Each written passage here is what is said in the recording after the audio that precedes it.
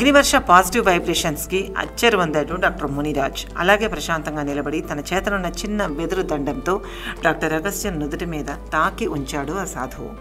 అక్కడున్న వాళ్ళందరిలోనూ ఉత్కంఠ, గాయాలతో నిండిన శరీరం, తీవ్రమైన బాధని భయాన్ని సూచిస్తూ ఉన్న ముఖ కవళిక.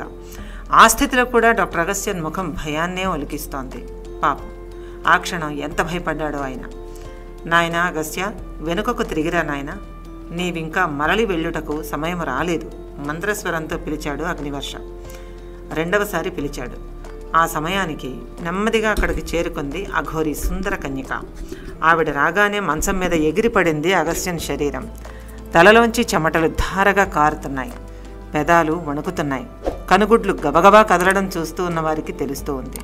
అతడి కండరాలు దేన్నో బిగించి పట్టుకున్నట్టుగా గట్టిగా పైకి తేలసాగాయి. ఆ శరీర స్థితిని చూసిన ఇద్దరు డాక్టర్లు